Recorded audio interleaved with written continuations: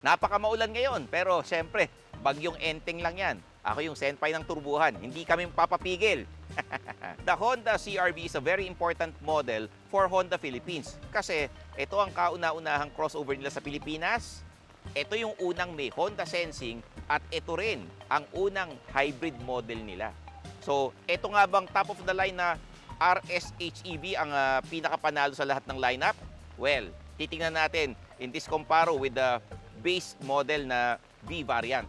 This is the comparo of the Honda CR-V RS-HEV versus the Honda CR-V V variant.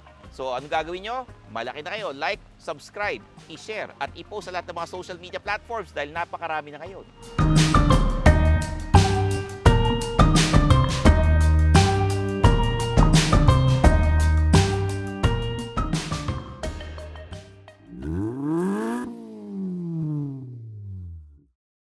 Kotse ba?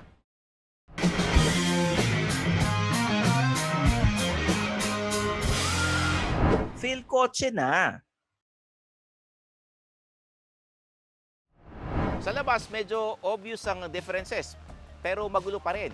Ito kasing V-trim ay merong modulo accessories, pero try pa rin nating himayin. Sa taas ng grille nitong V-trim, meron siyang chrome strip, while the HEV naman, merong blacked out wheels and side mirrors. Tapos sa likod, may tailpipe finish. Extra bling-bling lang. In terms of amenities, maraming functional advantages ang RS-HEV. Ito ay ang auto-leveling headlights, active cornering lights, adaptive driving beam, panoramic sunroof, and roof rails. Pagdating sa makina, the RS is a hybrid. Meron tong total power output of 207 horsepower and 335 Newton meters of torque. It also has Eco, Normal, and Sport mode. In terms of efficiency, nakakuha kami ng 15.8 kilometers per liter mixed city and highway driving. Sa V naman, meron tong new 1.5 liter turbo engine. It has 190 horsepower and 240 Newton meters of torque paired to a CVT.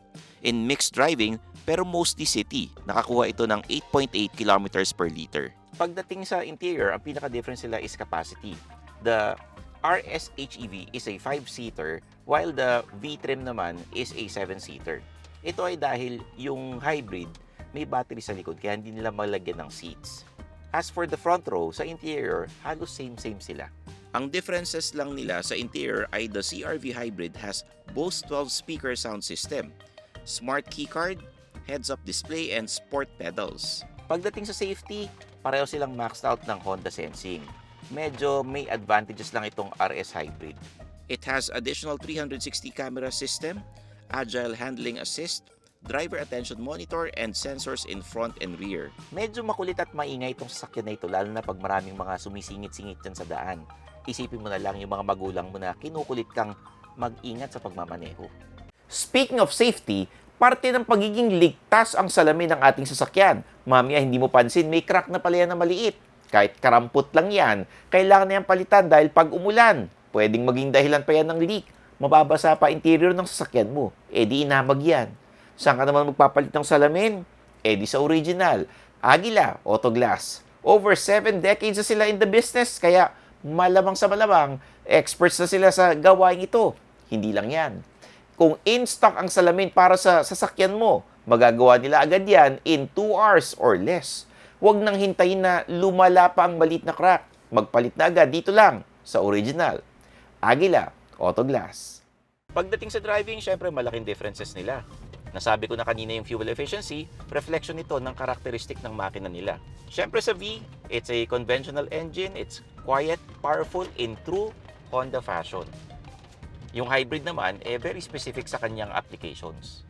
In city driving, gagamitin nito ang electric motors and battery as much as possible, giving you fuel efficiency kahit traffic. Gagana lang ang engine pag kailangan mo ng surge of power like in overtaking or pag uphill ang dinadaanan mo. Sa highway naman, ganun din. The engine will work during acceleration pero pag cruising speed ka na, it will go back to charging just the battery. The wheels will be driven by the electric motors only, again, for fuel efficiency. Maganda ang suspension niya, sobrang komportable ng sasakyan na ito. And yung regenerative braking improved compared sa mga naunang hybrid cars.